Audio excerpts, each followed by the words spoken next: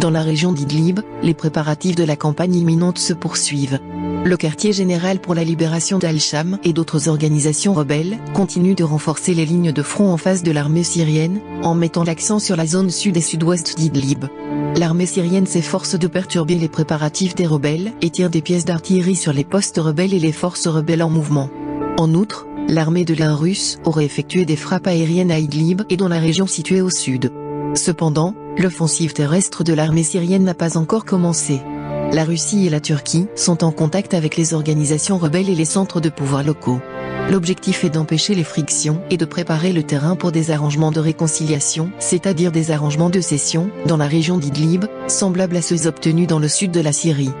Dans le même temps, la Russie et le régime syrien mènent des activités de propagande intensive visant à salir le siège de la libération d'Al-Sham et à créer une légitimité internationale pour l'attaque dans la région d'Idlib.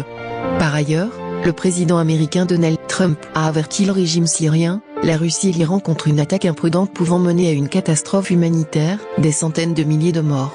L'ambassadeur américain aux Nations Unies a déclaré que le Conseil de sécurité se réunirait le 7 septembre 2018 pour discuter de la situation dans la province d'Idlib. Russe avec les organisations rebelles. Le ministre russe de la Défense, Sergei Shoigu, a déclaré que l'armée russe menait des négociations complexes à tous les niveaux avec les organisations rebelles appartenant à l'opposition modérée. Shoigu a également noté que le Centre russe pour la réconciliation avait des entretiens région. Selon lui, le but des négociations est de parvenir à des accords de réconciliation dans la région d'Idlib, similaires à ceux conclus à Daraa et dans la région de Ghouta, à l'est. Ces pourparlers se déroulent à la suite de contacts diplomatiques entre la Russie et la Turquie, qui ont débattu de l'idée de séparer le quartier général pour la libération d'Al-Sham, désigné comme organisation terroriste, et les groupes rebelles modérés. Il faut essayer de parvenir à des accords, comme ceux obtenus dans le sud de la Syrie.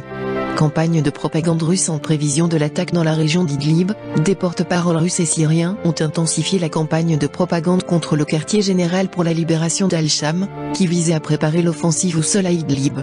Par exemple, les porte-paroles russes et syriens ont réitéré l'allégation selon laquelle le siège de la libération d'Al-Sham avait l'intention de lancer une attaque chimique à Idlib et d'accuser ensuite le régime syrien d'utiliser des armes chimiques. Dans ce contexte, le ministre russe des Affaires étrangères, Sergei Lavrov, a indiqué que l'utilisation des armes chimiques découle du désir des États-Unis d'empêcher le retrait du front Al-Nusra, quartier général pour la libération d'Al-Sham, de la région d'Idlib. La porte-parole du département d'État américain, Heather Nauert, a rejeté l'allégation d'intention de lancer une attaque chimique en tant que rapport sous faux drapeau. Le ministre russe des Affaires étrangères, Sergei Lavrov, a souligné que le Front Al-Nusra, c'est-à-dire le quartier général pour la libération d'Al-Sham, est désigné comme organisation terroriste par les États-Unis et les Nations Unies.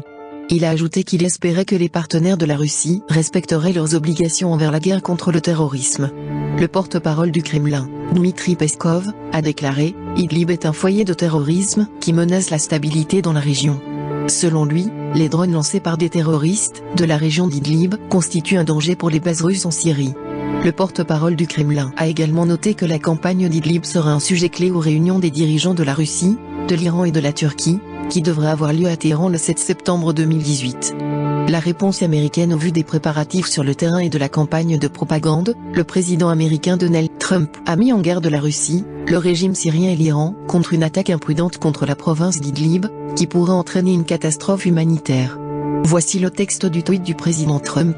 L'ambassadeur des États-Unis aux Nations Unies, Nikki Haley, a annoncé que le Conseil de sécurité se réunirait le 7 septembre 2018 pour discuter de la situation à Idlib.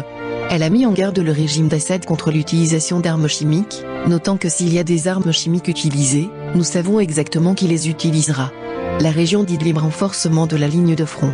Le quartier général pour la libération d'Al-Sham et les organisations rebelles qui y sont affiliées ont continué à renforcer les zones de friction avec l'armée syrienne au nord de Hama et à l'ouest d'Idlib. Cette semaine, ces zones ont été renforcées par des membres du Parti islamique du Turkestan. Ces forces auraient terminé les travaux de fortification et achevé leur plan de combat. Artillerie tirée par l'armée syrienne contre les organisations rebelles afin de perturber les mouvements des organisations rebelles. L'armée syrienne a tiré des pièces d'artillerie sur leur zone de transit au nord de Hama et sur les forces rebelles en mouvement. En outre, l'artillerie a été tirée sur des villages au sud de Jisr al-Shugur, un bastion exceptionnel des organisations rebelles. Les forces qui ont été licenciées appartiennent au quartier général pour la libération d'Al-Sham et aux organisations rebelles qui lui sont affiliées.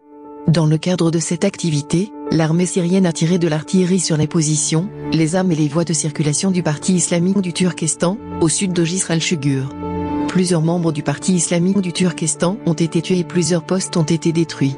Frappes aériennes russes. Selon les médias syriens, des avions de combat russes ont effectué environ 30 frappes aériennes dans la région d'Idlib. Les frappes aériennes auraient été concentrées dans les zones des villes d'Idlib et de Jisr al-Shugur et dans l'avion Al-Gab, au sud de Jisr al-Shugur. 7 personnes ont été tuées et des biens et des infrastructures ont été endommagés.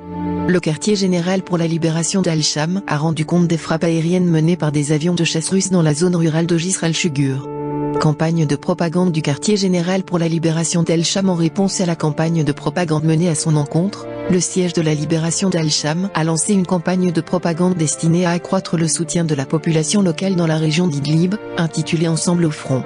Les personnages de la machine de propagande de l'organisation ont tenu une réunion avec les dirigeants locaux dans le village de Sarmada, au nord d'Idlib.